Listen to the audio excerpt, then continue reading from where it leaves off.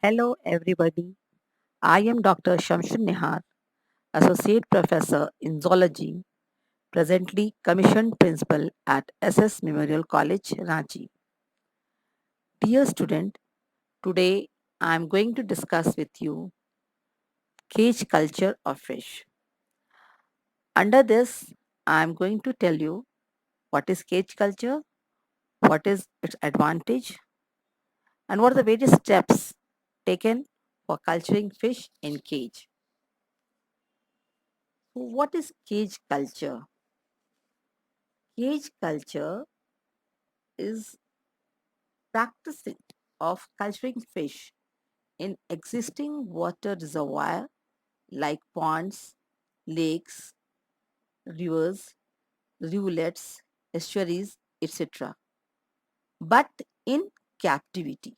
That is, confine the fish in some kind of mesh enclosure, and the mesh retain the fish, making it easier to feed, observe, and harvest them. The mesh also allow the water to pass freely between the fish and the surroundings, thus maintaining good water quality and removing waste. So this is what cage culture is. Now, why cage culture? Why cage culture in India? So the reservoirs of India have a combined surface area of 3.25 million hectares, mostly in the tropical zone, which makes them the country's most important inland water resources with huge untapped potential.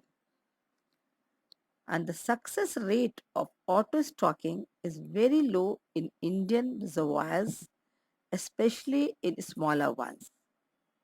Many of the smaller reservoirs dry up during the summer, partly or completely, with no stock surviving. So, a policy of regular, sound, and sustained stocking would greatly augment fisheries in such water bodies. And the prime objective of cage culture is to rear fingerlings measuring more than 100 millimeters in length, and especially carp for stock reservoirs. So stocking with the right fish species, using seed of appropriate size, and, introducing it at the the right time are essential to optimize fish yield from the reservoirs, as there is an acute shortage of fish fingerlings available for stock reservoirs. Where fingerlings are available, transporting them to reservoir usually incurs high fingerling mortality. In this context, producing fingerlings in situ in cages offers opportunity for supplying stocking materials, which are vital inputs towards a program of enhancing fish production from Indian reservoirs. Now we see what are the advantages of cage culture. The advantages of cage culture is it efficiently exploits water bodies, tapping their natural productivity and thereby reducing pressure on other resources. It uses simple technology and available resources for cage construction and operation, thus making it economically, socially, and environmentally sound. As carp feed at a low trophic level, rearing carp fingerlings has minimal impact on the environment. So, cage culture eliminates losses to predation and facilitates prophylactic measures to contain any outbreak of diseases, allowing very high fingerling survival rates.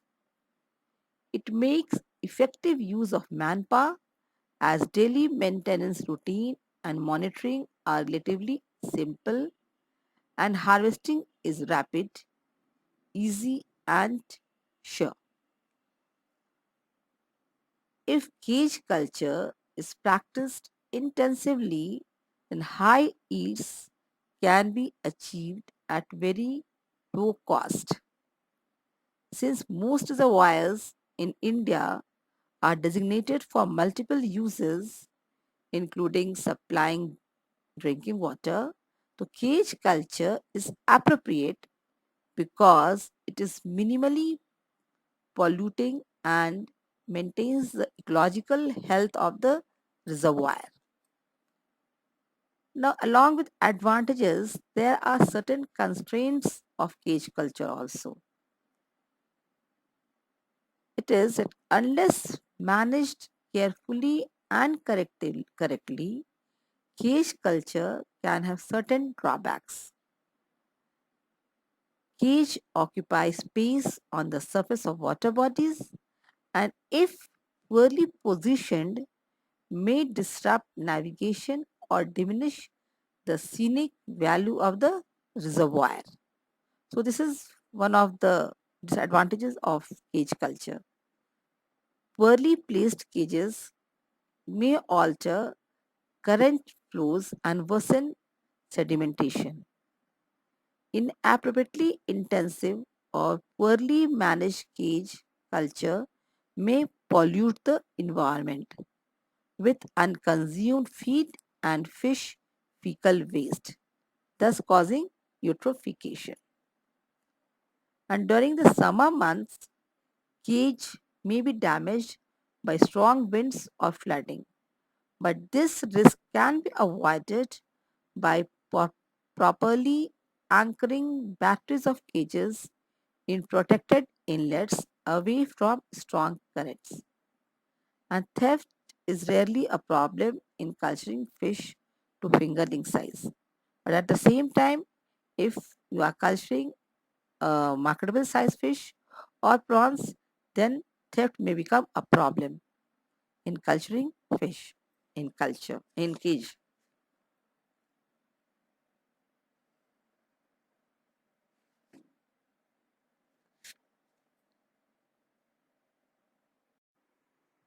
Now we come to steps of cage culture. So the various steps involved in cage culturing. First is one should know the types of cage. So first point is type of cage. Second point, site selection. Third point, procurement of cage materials. Fourth, frame fabrication. Fifth, floating the frame. Sixth, fitting the catwalk. Sixth, installation of cages. Seventh, selection of stocking materials. Eighth, stocking. Then next point, grow out period. Then next point, supplementary feeding. Then next point, cage and stock maintenance. Then next point, removal and release. Then next, economics of cage culture. And the next, cost of production of each crop. So these are the various steps involved in cage culture. And we will deal each of the point separately. So the first point is type of cage.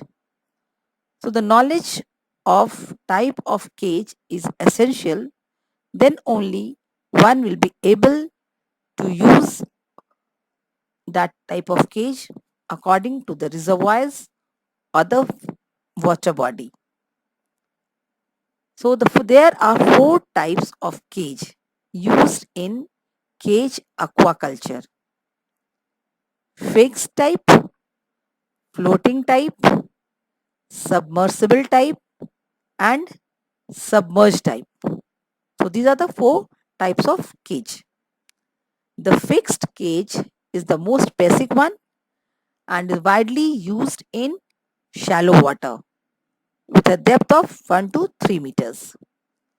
It consists of net bag fitted to posts and is normally placed in the flow of streams, canals, rivers, rivulets, shallow lakes and reservoirs, not touching the bottom. Fixed cages are comparatively inexpensive and simple, but their use is restricted. Floating cages, on the other hand, are supported by a floating frame such that the net bags hang in water without touching the bottom. Floating cages are generally used in water bodies with a depth of more than 5 meters. First one was, which was a fixed one that was used in a water body having depth of 1 to 3 meters. Here, water depth of more than 5 meters. Then the when we come to submersible cages, they are suspended from the surface and have adjustable buoyancy and may be rigid or flexible. The last one, submerged net bags, they are fitted in a solid and rugged frame and submerged under the water. Their use is very limited. Then we come to the next point, that is site selection, which is very important point as success often depends largely on proper site selection. So the potential sites vary according to the size and shape of the reservoirs where cages are to be installed. So the critical issues which should be kept in mind before selecting the sites are: first is that is the depth of the water column should be at least 5 meters. The next point is the water quality and circulation should be good, free from local and industrial pollution. The another point is that should be taken care of, that is in large and medium sized reservoirs, sites should be in sheltered bays for protection from strong winds. And in case of small reservoirs, the cage should be anchored in the deeper lentic sector to avoid the current flow through sluice gates and irrigation channel. The next point that should be taken care of is that they should be safe from frequent disturbance from local people and grazing animals. Then next, another point is that there should be access to land and water transportation. Then another point is they should be devoid of algal blooms to avoid fouling. Then another point is they should be free of aquatic macrophytes and high populations of wild fish which can cause oxygen stress. The next point is the cages should be placed where there will be no hindrance to navigation. Then another point is they should be at a distance from bathing and burning ghats. And another point that the site should be secure. So these are the points which should be taken into consideration while selecting. Now the next point is procurement of cage materials. For making cage culture economically viable, a list of materials are needed which are available in local market. And these materials are bamboo, floats, nuts and bolts, sinkers, anchors, and netlon. So these are the materials which are required for construction of cage. Now comes the frame fabrication. So the frame of the cage can be made from locally available bamboo, and two frames are required, one above the water and other below, to hold the floats firmly. Fully grown cured bamboo poles at least 7.5 meters long and 8.9 centimeter in diameter at the base are best suited to make the frame. And to make a battery holding 8 kgs, each measuring 15 meters square, the battery should be 13.75 meters long and 11.05 meters wide. To make such a frame, 32 bamboo poles are required for the top frame and 24 for the lower frame. The difference between the frame above the surface and underwater frame is that the latter has only two partitions instead of three. That is why it requires eight fewer poles. And where the length of the frame cross at 90 degrees, they are fixed with a bolt and nut, creating the rectangular frame of the battery with inner partitions from which to hang 8 net cages. Now comes the floating the frame.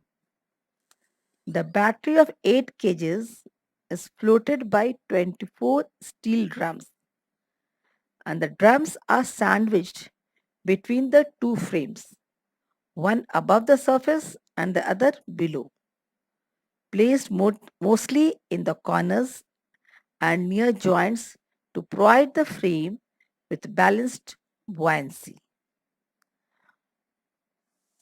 Now we come to the next point, that is fitting the catwalk. Catwalks made of locally available bamboo, cross beamed with wood, are wired to the top of the bamboo frame with GI wire to, for ease of access. And with the floats, the catwalks wired to the frame, the assembly is stored to the selected site and anchored.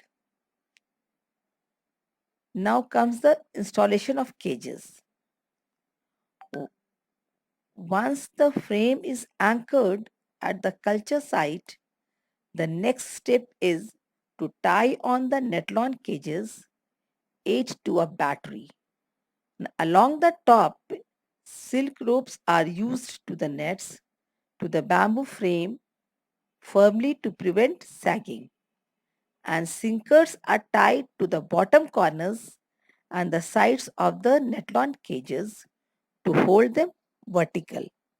The hanging net cages should remain at least 1 to 2 meters above the lake bottom to avoid damage caused by crabs and other bottom dwellers. The net cages should be left in the water for at least a week before stocking to allow algae to grow on the netting, and curing the net thus reduces injury to fry.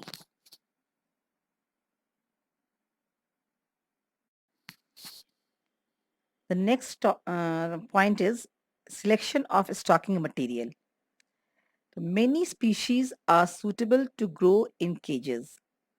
The present objective is to produce fingerlings primarily of Indian major carps, as well as to grow some common carp like Cyprinus carpio and grass carp like Tinopharyngodon irela, provided that the food niches are sufficient for their further growth after stocking in the reservoir. Now, stocking. For raising fingerlings in cages in indoor reservoirs, healthy carp fry measuring 12 to 15 millimeter long or even up to 25 millimeter are best suited. Advanced fry longer than 35 millimeter should be avoided for cage culture as they are affected by fungal diseases. Indian major carps are especially prone to fungal disease. The stocking density of 250 carp fry measuring 12 to 18 millimeter per cubic meter is best suited for cages installed in Indian reservoirs. Fry should be shifted late in the day or early in the evening to allow conditioning at the site of procurement and acclimatization at the site of release in cages. Conditioning is required to transport the fry with empty cages as the ammonia and carbon dioxide generated by fish waste may prove lethal to fry during transport. Fry acclimatization is essential at the site of release in cages to ensure a balanced environment, especially in terms of temperature. The oxygen packets transported with the fry are kept inside cages for at least an hour before they are released. Prior to release, fry are subjected to some prophylactic measures to protect them from diseases and ecoparasites. And these prophylactic measures are they are dipped in 5 to 6% salt solution as well as potassium permanganate that is of 5 to 8% for 1 to 2 minutes and then released into the cage water. Then comes the grow out period. So raising carp fingerling in cages generally requires 60 to 120 days depending on the water body's natural productivity and the quality of supplementary feed. So the next point is supplementary feeding. Feeding is essential for carp in captivity as the natural feed in many Indian reservoirs may not be sufficient for their growth even to fingerling size. In general, rice bran and mustard oil cake blended in a ratio of 1:1 provides a mixture of vitamins, amino acids, and minerals available at the concentration of 0.01%. As the cages are installed in reservoirs and subjected to waves, it is not advisable to provide supplementary feed in floating trays, as it is a practice in cages installed in wetlands or kamka lakes.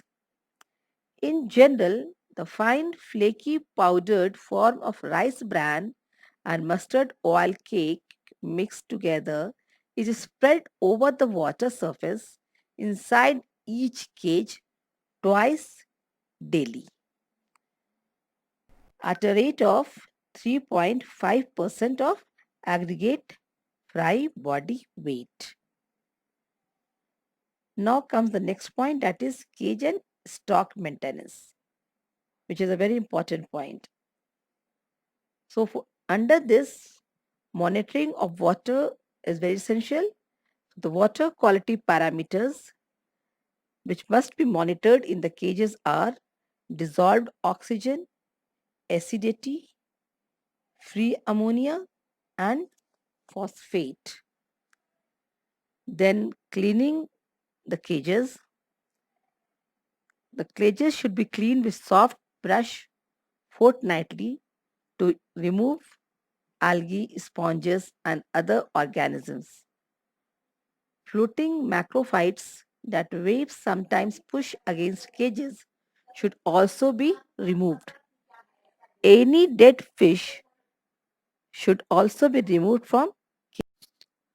Then routine checking of mesh, anchors and sinkers must be done and mended or replaced as needed. Then we come to fish stocking monitoring. Routine checking of fish health help prevent massive fry loss. Fish health can be easily checked by monitoring fry response when feed is applied. Signs of ill health include surfacing, lesions, rashes, spots, lumps, excessive mucus formation, woolly mat formation, bulging eyes, and fin and tail erosion. Appropriate prophylactic measures should be applied as necessary and at least fortnightly. Fries are removed from the cages and soak them for 2 minutes in 5 to 6% salt solution, followed by 5 to 8% potassium permanganate solution to eradicate ectoparasites. A 20 to 30% potassium permanganate solution may be spread on the water surface inside the cages. At times, a lime solution may be spread inside the cages to clear the water. The monitoring of growth rate is also essential. That is, samples should be taken at a regular interval to access fry length and weight to monitor growth. This information is important for maintaining fish health and optimal feeding, as well as for scheduling the harvest. Then we come to next point, that is removal and release. Fingerlings are removed and released in batches. As fry grow at different rates, they must be segregated by size. And fingerlings that reach the length of 70 to 80 millimeter are harvested.